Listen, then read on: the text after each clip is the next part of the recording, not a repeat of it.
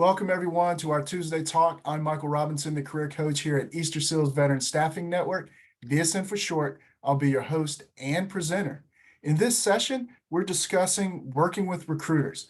But before we talk about that, I'd like to take a moment to cover some housekeeping items. This presentation will last approximately 45 minutes with a live Q&A session at the end. If you have any questions before then, please feel free to drop those into the chat box. I'll break periodically to address them if I see a lot being chatted. And lastly, let us know how we're doing by filling out the end of session survey. Here's a little bit about me. I'm a retired Marine with a majority of my post-military career having been in human resources. I've held positions as a hiring manager, recruiter, and career counselor. In my previous position, I worked exclusively with military members moving from the military into the civilian workforce. I was part of the Transition Assistance Program, also known as TAP, as an employment facilitator. During that time, I taught more than 100 workshops to over 2,000 transitioning service members. Now, please allow me an opportunity to introduce the VSN to you.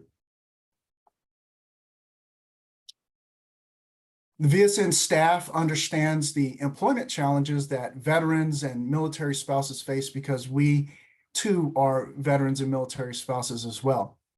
We've matched over 2,700 qualified candidates with employers to fill temporary to permanent, contract, and direct hire positions. The fees from those placements are then reinvested into the coaching services, which has allowed the VSN to have coached more than 15,000 veterans, wounded warriors, and military spouses. And that leads me to where I fit in. Our coaching program just isn't about helping people find a new job. It's about helping people find and discover what they truly need in work to be happy and contribute meaningfully so that hopefully they're not looking for work for a very, very long time. Our process is to help them gain clarity on their career by understanding the core aspects of the employment process, which you see here on the slide. Then they can take control of their job search and reach those career goals. As such, we can help you craft an effective job search strategy, which should include working with recruiters. My last Tuesday talk covered effective job search strategy. So if you missed that, I'm actually going to drop that link into the chat here. So by all means, visit YouTube and take a look at that as well. So everybody should be able to have that. Our agenda for today, there we go. Our agenda for today, well, we are going to discuss how COVID has changed the job search. And with that, the types of recruiters that we may encounter during our job search, how they operate, what methods they're using to recruit with, and then, of course, what they can and can't do for us during our job search. And then how to connect with them, and lastly, how to work with them. And as we go through this, you'll find out that there are some very specific things that the recruiters will and will not necessarily be able to address during your job search. How has COVID changed the job search? Recruiting is more automated than it has been before. And in my previous Tuesday talks, I've talked exclusively and very in-depthly about the automated tracking system, or the ATS. Well, you may not even be talking to a human in the initial screening processes after you've applied to a job. As you can see in this image, this is a chat bot. So what chat bots do, they're screening and qualifying candidates to move them further on in the hiring process. So keep that in mind. So if you're engaged in a text question by what you believe is a person, it may actually be a chat bot, excuse me. More importantly, a strong online presence is an absolute must nowadays. So back to those applicant tracking systems. The more sophisticated applicant tracking systems actually will scrape the internet for your social media and can compile a profile based off your social media footprint. So having that is more important than it has been ever before. When it comes to what job seekers are looking for, flexible work arrangements have been a huge priority for most job seekers. Because of that, recruiting has been more open to providing more flexible work arrangements. So you have to be able to at least let recruiters know what you're looking for. And we'll discuss that a little bit further as we dive deeper into that. Workplace culture is also a priority. Organization before, it used to be all about the money. Our priorities have changed. So therefore, more people are looking at what type of culture organizations have now, vice not necessarily reliant on the big paychecks. And then, of course, lastly, knowing how to job search is a priority. These are skills. These are lifelong skills. And in this day and age, things are a little bit more complicated than they have been in years past because of automation and just the sheer number of people that are coming back into the workforce. So understanding how to job search and all those things that go along with it are a priority for today's job seeker. The different types of recruiters. On one hand, you have the corporate recruiter. I was a corporate recruiter, and corporate recruiters are employed by the companies that they work for. They're actual employees. And things that you need to know about that is that they can be titled as in-house recruiters, HR recruiters, or talent acquisition specialists. So if you come across these names or titles, if someone's reaching out to you, understand that these are corporate recruiters that are working for that particular organization. The second type of recruiter that we're going to talk about is third-party recruiters. These recruiters are contracted to recruit talent on behalf of the company, and they may be titled staffing agency recruiters, more affectionately known as agency recruiters.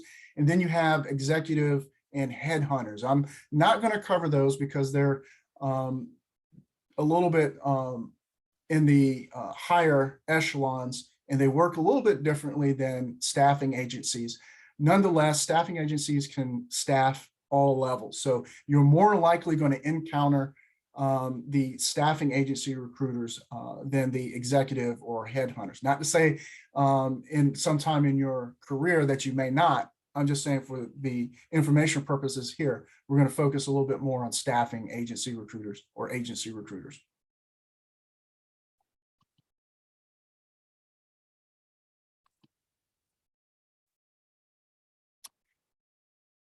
Diving a little bit deeper into the corporate recruiters. Oftentimes, the corporate recruiter is part of the human resources team. They may be a separate department, but in some form or fashion, they're probably linked to the human resources department. Their main job is to build talent pipelines. And what that means is a list of individuals that are qualified for a particular position. And this takes a little bit of time, but it really is their main focus is to build up talent for a particular position that they're recruiting for. And their typical duties might include, but aren't limited to, job posting, screening candidates. They do initial interviews. They shortlist, which is taking those qualified individuals and putting them into a list for the hiring manager, possibly to interview, and then extending job offers. So that's mainly what the corporate recruiters will do. The methods that they use, pretty passive.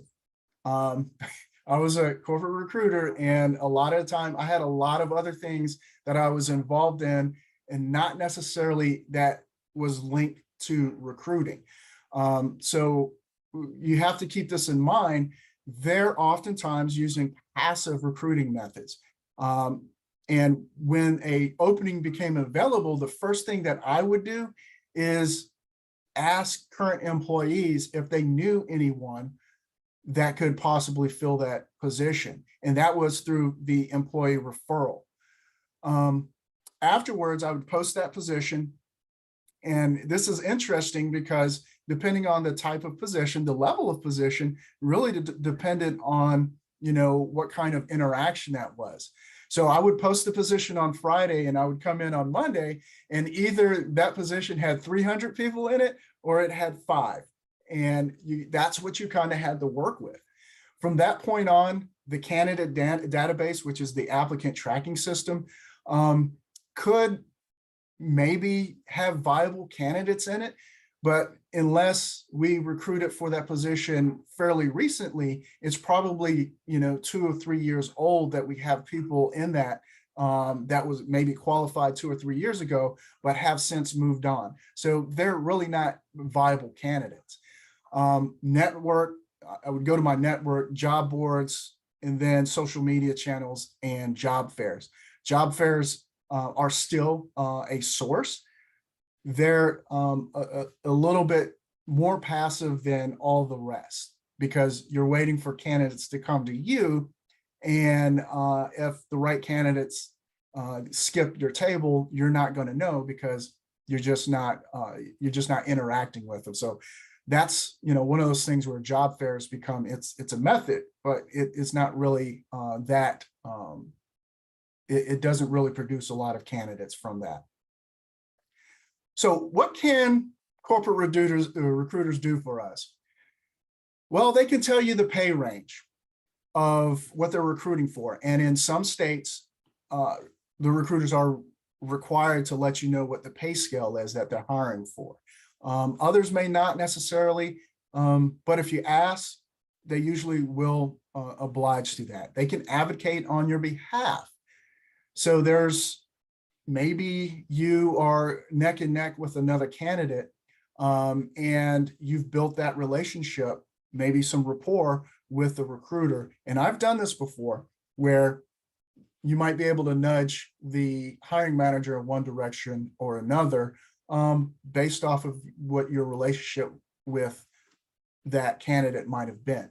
So that's why this is important to understand networking with recruiters in the industries and positions that you are applying to.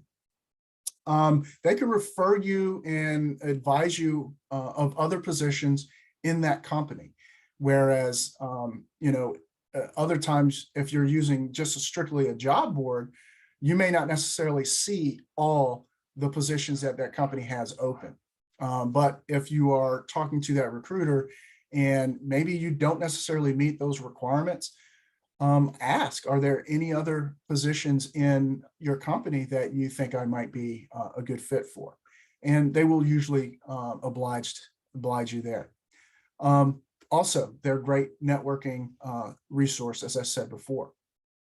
Now, what can't hiring managers or what can't recruiters do for you? They can't hire you. Can't hire you. They can't fix your resume. I had plenty of people call and say, hey, I applied to this position, did a real quick screening on them, says, well, I'm sorry, but you don't meet this, and this requirement. And they're like, well, yes, I do. Well, it's not in your resume. Well, yeah, I do. Can you fix my resume? Sorry, can't do that. So they can't fix your resume.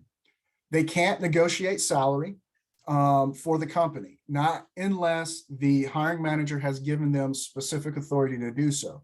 So if you find yourself, thinking that you are going to negotiate salary with the recruiter, that's not going to happen. They're usually going to have to go back to their hiring manager and just relay that information. They can't alter the pay scale or the pay range, change the hiring requirements, and they don't always know what that exact job involves. So you may not be able to have a deep conversation with them. I was a general recruiter, so I recruited everything from construction, healthcare, all the way up to scientists. I didn't know everything that I was actually recruiting for in depthly. Yes, I did job postings and I put the job postings together, but the intricate details of what that specific job may have entailed, I didn't necessarily know that. And most recruiters, unless they are, have a background in what that is, are not going to know either. So how do you connect with corporate recruiters? Well, apply to the positions that you are interested in, firstly. Send them an email. Actually, I find this very effective. If you apply to the position and then email them with a quick email cover letter and your resume attached, that helps out because now I don't have to necessarily go to the applicant tracking system and look for you in that. I have that information right there. And that is probably the best way that both as a job seeker that I found has been effective, as well as a recruiter when people would apply to a position, but then they would send me an email with all that information attached as well. Great concept. Connect with them on LinkedIn as well. And then, of course, if you know where they're going to be, I'm not saying stalk them.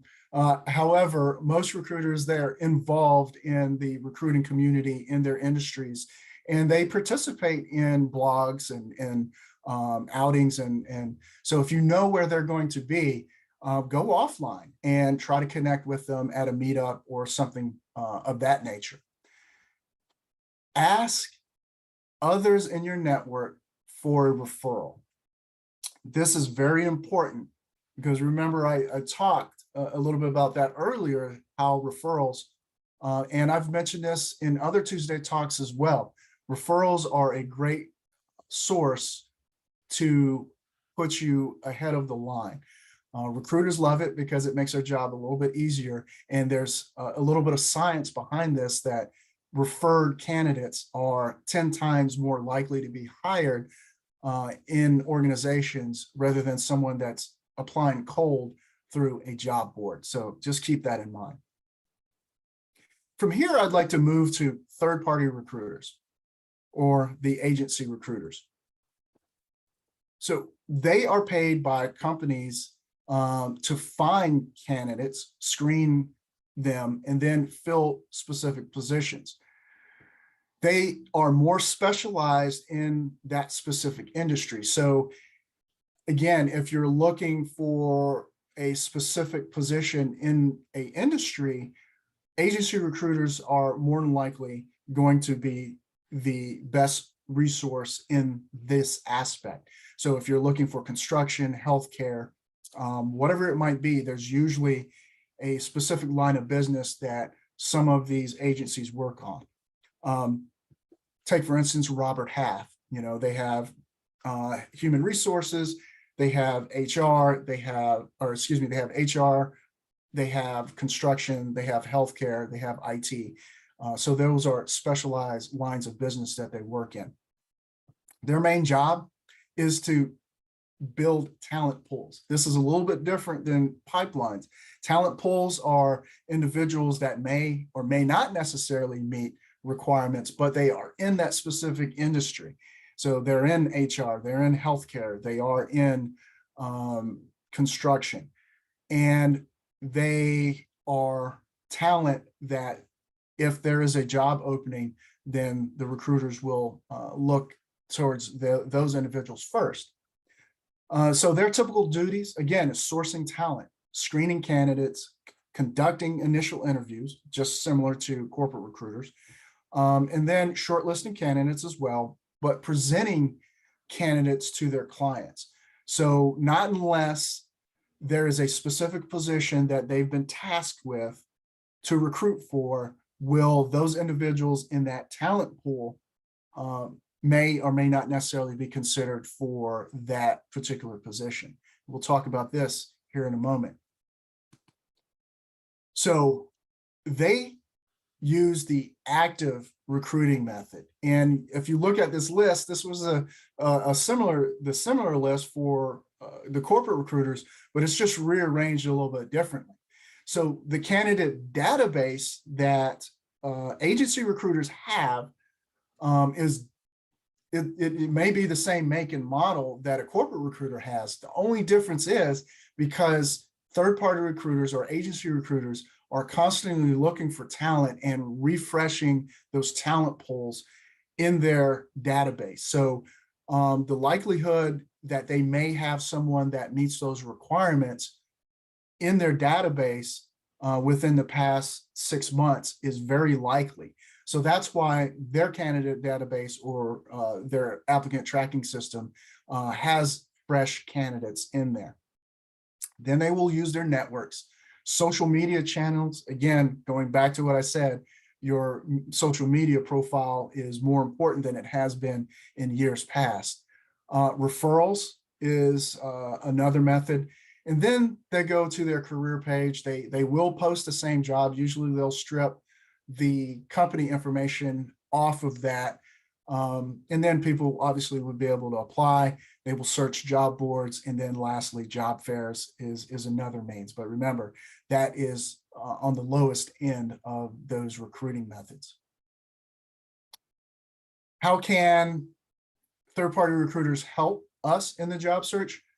They can get your resume ready for a particular position. Now, only if you are being presented to a client will they go through this process. And it's pretty extensive, and they actually do a really good job. But it's usually for a specific position. They can tell you the pay range. They can negotiate on behalf of you. Now, the biggest difference again is they are being paid by the company, and it's usually on a commission base. So they're going to be looking to get the most salary that they possibly can from that position, which alleviates that salary negotiation part between you and the hiring manager. The challenge in that is again, you need to be upfront with the recruiter about your salary needs. And then of course, make sure that aligns with the industry. We have a complete Tuesday talk that's going to be talking about salary negotiations that's upcoming. Be on the lookout for that. But that is a main difference between agency recruiters and corporate recruiters. They also can aid in preparation for the interview, which is a big difference. So they can go through and they will prep you for that interview session. And then of course, they're great network resources. What they can't do for you, can't guarantee that you get hired. Again, that decision is with the hiring manager. They're not going to be counselors or career advisors. They may do a little bit of that, but if you call them, out of the blue and say, hey, I need some advice about this and about that, remember, they're not getting paid to give that type of advice. So the likelihood of that you're going to get that is probably going to be nil to none. And then of course, they can't alter the pay range, change the hiring requirements. And again, they may be in that specific industry and they may specialize, but they may not necessarily know exactly what's involved in that particular role. How do you connect with them? Social media is probably going to be the best. LinkedIn is probably going to be the preferred method to do so, as well as asking your network to be warm for a warm introduction. This is huge. It's better than doing it coldly. Apply to positions that you're interested in. Again, go offline, and then if you find that they're involved in, say, a LinkedIn, one of the LinkedIn networking blogs, or a blog that they may have on their own. Some do that as well. a comment on it. Try to engage them from that point. And that is going to draw that attention if you're more engaged that way than not doing it at all.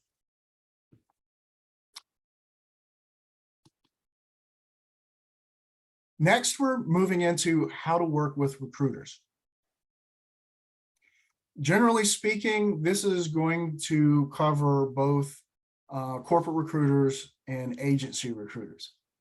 Primary thing that you're going to want to do, firstly, is know what you want, and then understand what recruiters are screening for. And we'll dive a little bit deeper into that here in a moment. But you have to help the recruiters find you both online and offline.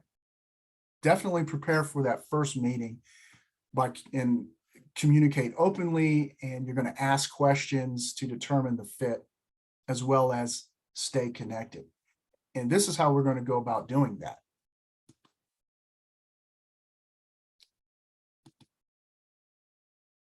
This is an acronym called CLAMPS, which stands for challenge, location, advancement, money, people, and security. Briefly, we're gonna dive into this a little bit more. The challenge is, how involved do you want to be in that work? Where do you want to work? Does it offer career progression? What about compensation? How important is that to you? What about working relationships? As well as what do you find as acceptable work conditions? The challenge of the work. What inspires you? What gets you motivated? What gets you out of bed every day? And this can go either way. We're not necessarily talking about, being a firefighter or a police officer or anything like that, where there's a lot of danger involved. That's not necessarily what this is about. This is about what excites you, what gets you going, and what's going to inspire you. What kind of purpose does it have? And I've run into people that said, look, Michael, I'm going to be honest with you. I just want to wake up, hit the clock, and go home because I really enjoy fishing. And that's what I work for, is to pay for my fishing supplies. And that's okay. So if you are saying, well, that just doesn't fit me, you have to keep these things in mind whenever you're going through this process. Does it need to be meaningful? Does it have to have a purpose behind what you're doing? And then, of course, what skills would you like to use in your next role? Would you like to experiment with other types of skills that maybe you're developing and you haven't had a chance to quite to use those yet? What about, do you want the increase in responsibility? That could be something. You may not necessarily want to be a manager or a supervisor. All right, we'll talk about that here in a moment. Next, the L, and that stands for location. This is a hot topic. Geographical location, the country, city, and state. Mexico is actually, they have a reverse immigration problem now. A lot of Americans and other foreigners are swamping to Mexico, Cancun, Mexico, and other places because of remote work, and the cost of living is way, way lower than it is in a majority of the other wealthier nations. So they have a reverse problem. That's great if that's what you want to do, but we got to make sure that it's for the right reasons. So if it's in office, remote, work from home, hybrid, or telecommute, there is a difference between remote, work from home, hybrid, and telecommute. Remote, you can pretty much work from anywhere. Work from home, sometimes there may be a location for tax purposes where you have to be in a specific location in order for you to work from home. Hybrid, well, obviously you're going to have to be within commuting distance to the office if you go in 2 or 3 times a week. And then telecommute is usually, I think it is a 70 to 75 mile range from a particular work site. And you may have to go in there periodically every 3 months or whatever the case may be for meetings. But so there's a difference. So if you see a job posting that has one of these on there, understand that there's a difference. Work from home doesn't necessarily mean remote. You have to pay attention to that. Travel. What percentage of travel? Is that 5%, 10%? Do you want to be a road warrior to where you don't really care? These are things you have to think about. Commute limits. So I have to tell you, I took a position that was 45 minutes away from where I live, 45 minutes on the map, but I have to go through the tunnels and all kinds of other things. So I actually ended up spending like 3 hours a day in traffic. And that wasn't just conducive to my mental health nor my physical health. So sometimes you have to think about, even though it might be 45 minutes, and I know, many of you may live up there in the DMV, 5 minutes down the road could take you 30 minutes. So you have to keep that in consideration as well. What about relocation? Are you willing to move to another state or another city?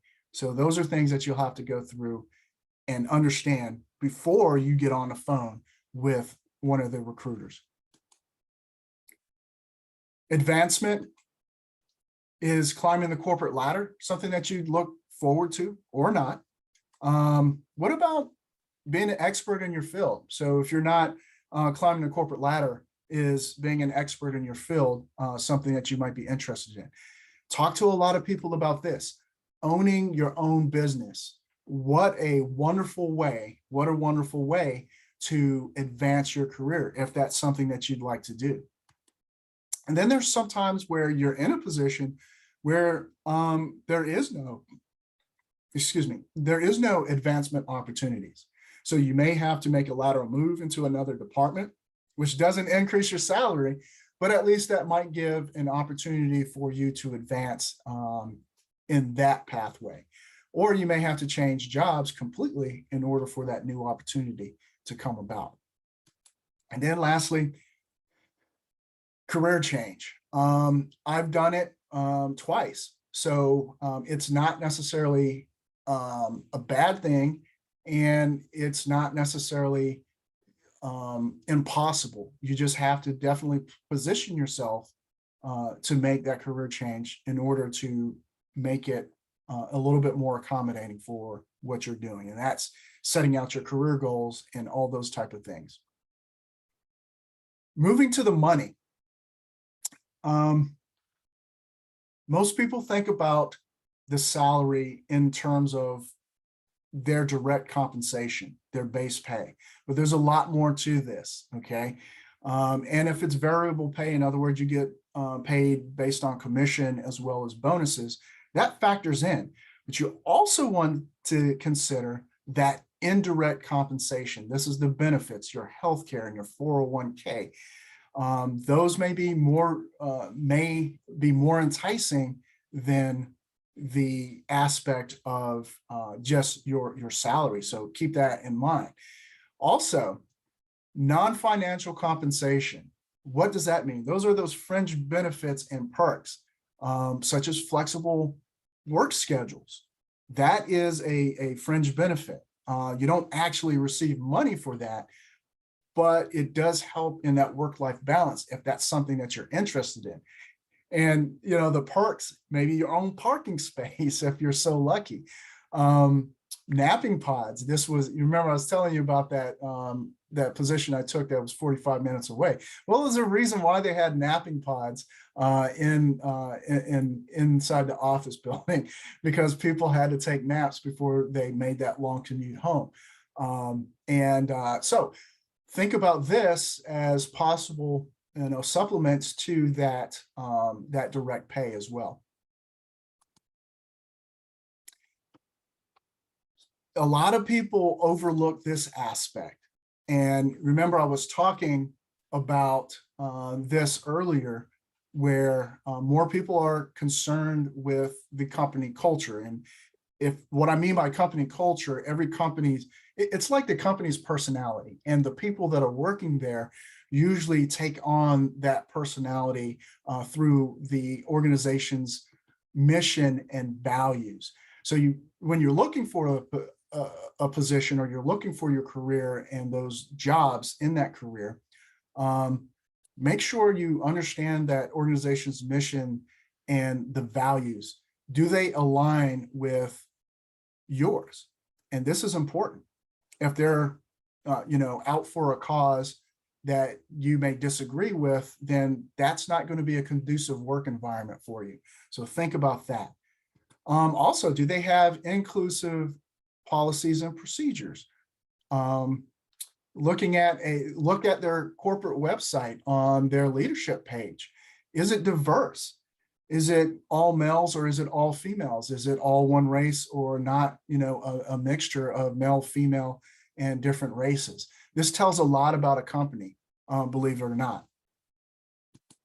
Relationships with your supervisors. What kind of relationship are you looking for? What about with colleagues? Are you that person that you believe work is work, and you don't want to hang out with any of your coworkers after work? That's all right. But you have to pay attention to the organization if you're applying to the position, and the first thing that you see in the job posting, or if you read the job posting. By the way, I have a Tuesday talk that's specifically talks about deciphering job postings, and it says in there that they're a family-oriented organization.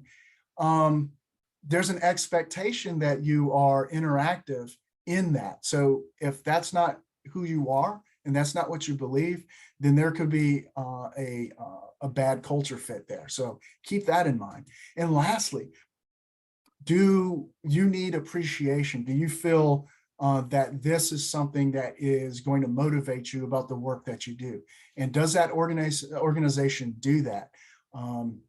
I have another Tuesday talk that's going to be talking about how to research companies. You want to look at their award and recognition, how they do that. And there's a way to do that. And I'll cover that in one of my Tuesday talks as well. Security. So what does security necessarily mean? One, job security. The last thing you want to do is enter into a career where there's a lot of instability, and or enter into a job where you have a manager or a supervisor that everything is, if you don't do this now, you're going to lose your job. That is very stressful, and that is job insecurity. No one wants to feel like they're, every time that they go to work, that they may not have it by the end of the day. So what is the job security? The safety, physical, environmental, psychological, and emotional. Many jobs are very stressful, and that has a lot to do with that, but you don't want to enter into an unsafe environment. What is their COVID policy? What is their inoculation policy, et cetera, et cetera. So you're going to want to try to understand all that information as well. The stability, again, going back to job security, but if that organization or that if that company is in jeopardy of going bankrupt, they still might be hiring up until the day that they go bankrupt. But the last thing you want to do is be hired, and then 2 or 3 days or 3 weeks or a year later, they go out of business. So what's the stability of that organization? And lastly, financial security. This kind of relates back to the money, because I talk to a number of people on a daily basis that say money's not an issue. Well, yeah, it actually is. And here's why. Because if that position is unable to sustain your lifestyle or your retirement goals, does anybody know how much it costs? And I was reading this not too long ago, but on average, it takes $1 million to retire on. And that's just one person. $1 million just to retire, because we're living longer, healthcare, the increases, and so $1 million. So when you say money doesn't matter, well, money does matter. So you have to think about, is this position going to keep you financially secure and allow you to reach those retirement goals that everybody's looking for? Keep that in mind. The other half of that question is, what are recruiters screening for? They're screening for initially the excuse me, my dog is going crazy downstairs. They're screening for the knowledge, skills, and abilities, education, certification, and years of experience. This is so important because that initially gets you a phone call. The next thing that they're screening for is your personality and attributes, or your soft skills. So how do you communicate with them? Are you excited about the position? I've talked to plenty of people and they were not very excited about the position. And it sent a message that they just weren't, they were either just, sending out their resume to see what they can get, or fishing, or they were, just trying to get a job. And in most cases, recruiters are not just recruiting people because they have a pulse. And it's really going to be noticeable if that person isn't enthusiastic about that particular role. And then, of course, dedication. That goes back to a little bit of, questioning your history or your work experience. So things and dedication as far as that mission and the values of that organization, how is that meaningful to you? This is a lot more of what recruiters are doing so that they can make sure that the person that they're going to hire is going to fit in with that organization. And then it may take place early on, or it may take place later on, but they're usually going to want to see if you have those abilities to actually perform the function of that position. So there may be a series of assessments, practical applications, simulations, and then, of course, in the interview, behavioral questions. Tell me about a time when you solved a problem. So they're looking for critical skills that are required for that position. How we work with recruiters? Well, here is one way to do so. Help recruiters find you both online and offline. Make sure your LinkedIn profile is up to date. It is, that you're active. Other things, create a professional blog. Show your expertise through that. Many people do, as well as posting online in LinkedIn, et cetera, et cetera. Be active in your community, both in your industry and in your local community, because those are huge networking opportunities. And some people, mainly now, since people are getting out a little bit more than they have been in the past, that's a great way to show your expertise. Attend networking events, and then, of course, teach courses, whether that's on YouTube, Udemy. There are plenty of platforms that you can put together classes and teach what you know as a expert. And that's going to attract people. That's going to attract recruiters, et cetera, et cetera. Preparing for your first meeting, update your resume. Again, plan to answer common questions. Consider your salary expectations.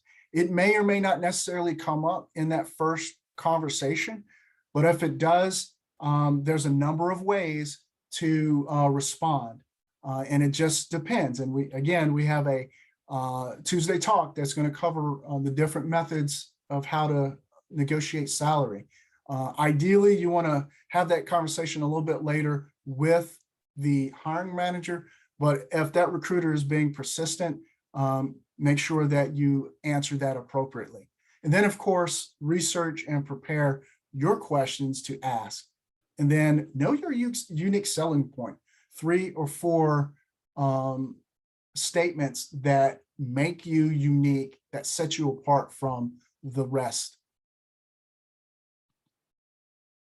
Communicate openly. Be honest about any firm requirements. If travel is out of the question, you may want to make sure that is noted up front. But if it's something that you can, maybe do a little bit later on, well, it might be a possibility.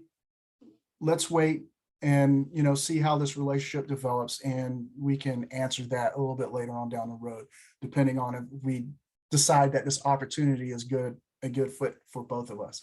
So that's some way that you could transition those type of questions. But one thing you want to do is be open about working with other recruiters, and this is more specifically geared towards agency recruiters. Well, actually, this applies to both. Because if you apply to a job that is at a third-party recruiting firm, you're working with them, and then you apply to the company that third-party recruiting firm is recruiting for, that becomes a conflict of interest. And that agency may not be able to put you forward in that process. And I've known people that tried to do this. They felt that the agency was dragging their feet, so they went ahead and applied to the company, and that creates a problem. And more than likely, you're not even going to be submitted for either one of those from either one of those. So just keep that in mind.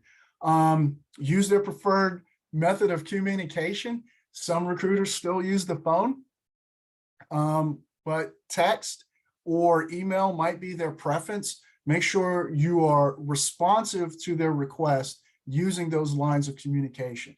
It doesn't mean you got to drop what you're doing right now, but within a reasonable time frame, because most of the time agency recruiters, they need a answer fairly quickly.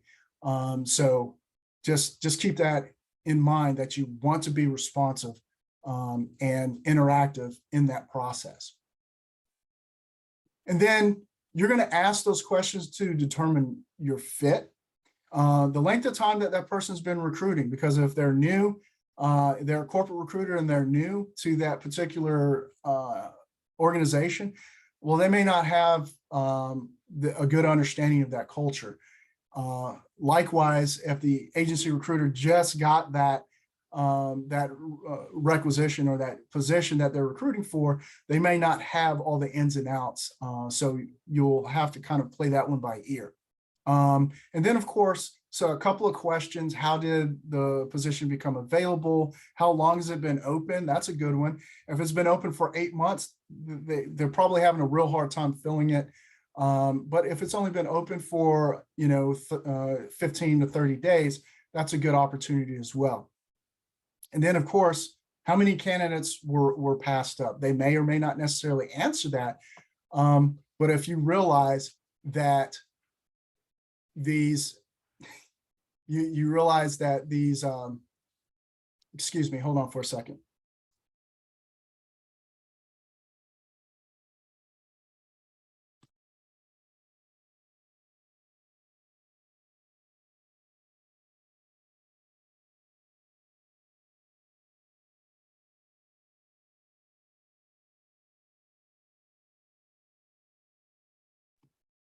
My apologies. So as you kind of go through this, you may want to have a good understanding of what some of those questions and those answers that the recruiters are giving. And remember, it's a screening process, so you'll have time to digest that information. Lastly, you want to stay connected through LinkedIn. One way that will definitely use some points with recruiters are by giving referrals. So you may not necessarily fit that role or be a good fit for that position, but if you have someone in mind and you refer them to that recruiter, they're going to remember that, and that could be a good possibility to keep that relationship very warm. Maybe it pans out for you in the future. Learn something about him or her as a person. This goes a long way. And then, of course, send check-in emails, as well as, here's a good one, write a positive review. If you had a great experience with that recruiter, write a positive review, Glassdoor, Indeed, LinkedIn, and a couple of other sites, because that's going to help individuals, later on down the road, have a good understanding that you had a good experience, and that could be enough to future-wise get you into an interview room as well. So key takeaways here, understand the key differences between the types of recruiters. This is going to dictate your approach and the questions that you're going to probably need to ask, as well as understand what they can and can't do for you. They can't hire you. There's differences of things that they can, so that's going to dictate your approach as well. Learn how to work with recruiters in general. Understand that acronym CLAMPS. That is going to be key to a lot of your career aspirations and as you look forward down the road. And then, of course, discover what recruiters are looking for in job seekers so that you can position yourself to be that candidate of choice. I appreciate everyone's time and attention. Remember, connect with us on Twitter, Facebook, LinkedIn, and share your thoughts and opinions on your experience too. Also, don't forget to complete the end of session survey. Your feedback is very, very important to us. Lastly, if you watch this on YouTube, please subscribe, like, and click the bell to be notified of any new videos that are released, and share your thoughts and opinions in the comments. Until next time, farewell.